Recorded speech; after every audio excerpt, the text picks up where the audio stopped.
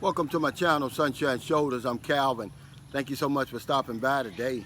Your kindness, your generosity, your support of my channel has truly been amazing, and I'll never take that for granted. I'm coming to you this morning once again from beautiful Center Mall, San Carlos City, Negros Occidental, smack dab in the middle of the Philippines. It's a beautiful Sunday morning already. I guess it's about 7:30 a.m. I want to welcome my new viewers and new subscribers. You know, my channel, I like to remind you from time to time, my channel is geared toward the new man and woman who's never been to the Philippines before, who's contemplating a trip here. I'm a 58-year-old American who grew tired of the rat race and decided to move to the Philippines in search of a new life. Well, I found that new life, and I want to share with you my boots on the ground experiences the only way I know how. It's by giving you the nitty-gritty. It's just exactly what I'm seeing, what I'm living, what I'm experiencing. Never going to sugarcoat that. Today's subject is the dark side of the Philippines, part 2. Why some foreigners won't retire here. I don't retire here. I did part 1 back in October 2020. I put the link there. It's one of my most popular videos I've ever done. I think over 100,000 views. And this is long overdue. And let me put this disclaimer out here that I didn't do before. I'm not putting the Philippines down. This is just information that I've gotten from my viewers and subscribers, from reading my comments, emails, text messages, on why some people won't retire here. There's certain deal breakers that led to that decision. Now, obviously I'm not one of them. I love it here. You know, there's no better place I'd rather be. All right, I've recreated my life, and I have no regrets. If I could do it all over again, I wouldn't change a thing. Only I probably would have came here sooner. But let's get on with it. And these aren't any particular order.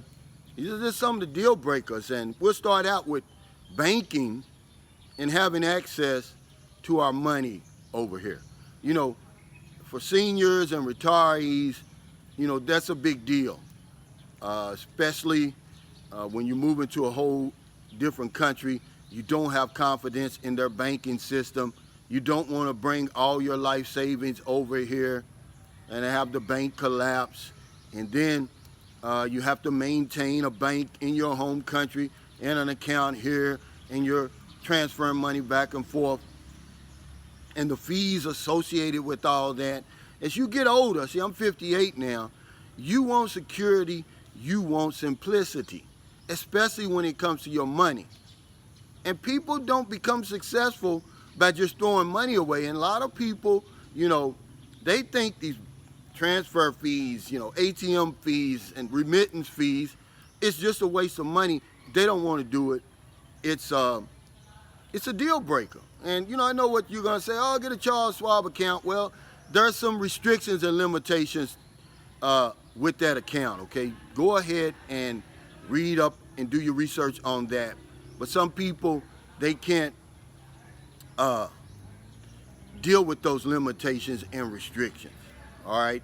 And then some people say, oh, the USAA account. Well, a lot of people, not me, are not in the military. They don't have a spouse that's in the military, okay? But they want to have access to their money, easy access, you know, like they do at their home country. They go to the bank, they know the people, they simply make a simple withdrawal and go home. But here, it's not that easy, guys. You know, banks go bad. When I first came here in 2009, I mean, I'm gonna tell you what it reminded me of. The savings and loan scandal in America back in the 80s. I mean, banks were closing left and right. People were making a run on banks. It scared me. And I've got an account over here now, but I pay a fee to transfer money. But some people, it's a deal breaker to them. So banking, having access to their money, you know, they're confused. You know, they don't really know how it all works, you know, because, you know, I get people all the time, and then I'll move on. They say, well, can I get my Social Security check transferred there? Well, you don't have to do that. Just have it continue to go to your account at home and then open your account here and transfer it. You just got to deal with the fees. Some people don't want to do that. All right. Extrajudicial killings. Okay. Now, it's all over the papers here. Most people, when they hear about the Philippines, that's the first thing that pops up to their mind. They're scared to death of that motorcycle tandem. They know how deadly it is, how cheap it is, and how they hardly ever get caught, apprehended, and brought to justice. For some people, that's a deal breaker. They fear for their lives over here, and they say, hey, look, man, I done worked my whole life. I don't want to come to a place where I'm always looking over my shoulder. It doesn't matter how much you can assure them that it's probably not going to happen to you here. The fact that they've made up in their mind is that it can happen. It's there, and it happens a lot, okay, over here. And they can't get past it. That hard gun over here, because it's cheap, man. You know, you could probably get taken out over here for 5,000 pesos. That's about a little bit over $100, man. And, you know, people just feel that their life is more than that. You know, that they haven't done enough, to deserve that. And so they fear for their life. They don't want to live in fear at this point of their life. They're golden years. It's not golden years. Remember, it all goes back to security. Most of this stuff that I'm talking about, it's about security. So extrajudicial killings, that motorcycle tandem, man, scares people to death, and they can't. It's a deal breaker, and they can't get past it. All right, the next one is, this is an unexpected tribulation for a lot of retirees when they come over, and it's the brownouts, man. Look, let's face it, it's an inconvenience that you never get used to. What is a brownout? It's a power outage in your area. I've seen them last as little as a few minutes to 12 hours. But no matter how long it is, man, it's something that you never get used to. It's a deal breaker for some people. You know, like I said, it's all about security. As we get older, we get set in our ways. You know, we don't want to be sitting with no lights, no fan, no air con, no television for 12 hours. You know, man, I didn't come 8,000 miles for that, they'll say. You know, it's one of those adjustments that, man, I tell you, I don't know if you ever get used to it, but brownouts is a deal breaker over here. I mean, they'll wake you up out of your sleep if it happens at night. See, I don't like it when it happens at night. I mean, because it gets so hot over here, and trust me, it's woken me out of my sleep. It's awakened me out of my sleep. So yeah, brownouts, some people just can't get past that. It's like, no, I can't deal with that. All right, prescriptions. This is one that I get this question every single day. Will I be able to get my prescriptions over there? How much does it cost? Because remember on Dark Side of the Philippines Part 1, one of the deal breakers is healthcare. Your healthcare, your Medicare, and your private insurance that you got from your job, it's no good over here. See, and that means that your prescription plan is no good over here. But not only that, but am I going to have access to the prescriptions that I need? And how much are they going to cost? And a lot of times you're not going to be able to get your prescriptions over here, just depending on what it is that you take. You know, and that's a big deal as we get older. Even though I'm not on any prescriptions. But I can guarantee you this. If I were to go home and I go see the doctor, they're going to put me on something. That is a fact. I don't know why, but, you know, they say, well, if you're looking for something, you're going to find it. And they're always looking for something, and they're going to find it. But it worries people, you know. People have a lot of faith in their prescriptions, you know. A lot of it's up here, but they have faith. They want to know that, hey, can I get my blood pressure medication? Can I get my diabetes, my metformin? Can I get, whatever it is you're taking? Can I get it over here? Or will the equivalent over here be effective as what I have to transfer to from home? So that's a deal breaker for them because, you know, most that I can see people getting is like a 90-day supply before you come over.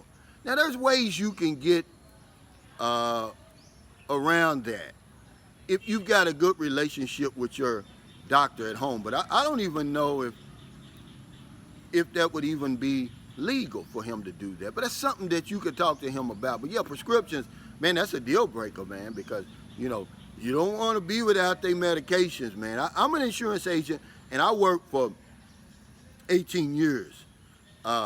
And 15 of those years was in the Medicare Advantage field, and where you have to deal with people's prescriptions. And man, that's one thing you don't want to touch, people's prescriptions. So not being able to have access to your prescriptions, the cost is going to be astronomical because your plan is no good over here. And that's a deal breaker. And the last one I'll talk about today is the laws over here. Remember, it's all about security. People just feel that the laws over here don't pertain to them. We don't vote, you know, we don't pay taxes, so we don't think that the laws will protect us the way that they're going to protect the Filipino citizen over here. And then we don't know the laws. We have to come over here, and one of the big challenges of relocating and being an expat is you have to start all over. And some people don't want to do that. So you got to learn all the laws over here. If it's a law in your country, it's probably a law over here. But then there's always some hidden stuff in any particular country. Something you don't understand. And it's a deal breaker. You know, people want to know that they're safe. You know, people want to know they're going to be protected 8,000 miles from home. And they just don't have that confidence because they don't know the law. And they don't think it pertains to them, and it's going to give them the same protection that it does the Filipino citizen. So there you have it. You know, the dark side of the Philippines, part 2, why some foreigners don't retire here. I'm not one of them. I'm not putting the Philippines down. This is information I've gotten over the 9 months I've had this channel. So don't hit me like y'all hit me on the dark side. Part 1. Well, go home if you don't like it, there they say. You know, they misinterpret everything that I'd say, you know, a lot of times when it comes to something like this. But, you know, to me, the Philippines is a wonderland, but to everybody, it's not. Remember, I always tell you, the Philippines is in the eyes of the beholder. People like me, I look at those things that I mentioned, and even on part 1, it's like, it's a cost of being in paradise. You know, it's a small price to pay for me to have a whole new life. But for some people, they're deal breakers. All right? I even give you another one that people tell me about all the time. Poverty. It's not that they think that they're better than the Filipino, but they can't stomach the poverty and the level of poverty that they see over here.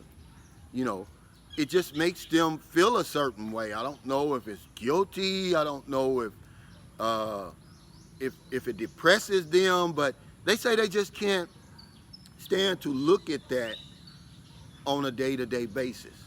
And unless you're just going to stay holed up in your house or your gated community over here, you're going to get out and around and you're going to see it. And some people just can't handle it. So thank you so much for stopping by today. I really, really appreciate it. Your kindness, your generosity, support. Again, I say it's truly been amazing. You know, and I'll never take that for granted, especially my new viewers and subscribers, man. And my channel has grown tremendously. But if you're in America, it's getting late. Before you let your head hit the pillow, please find somebody to help. But if you're on one of them late grocery runs, beer runs, weed runs, you're just getting off second shift, or you're on your lunch break and you see somebody on the street, buy them something to eat, buy them something to drink, give them a few dollars. In the Philippines, like I said, it's about 7:30 a.m. We have the whole rest of the day to go out and intentionally find somebody to help. I do that every single day.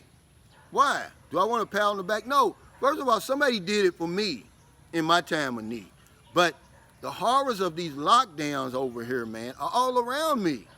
People need our help. Because if I don't know anything else, I know this one thing for sure. When we help other people, we help ourselves. Take care, stay safe, stay COVID free. I'll see you next time.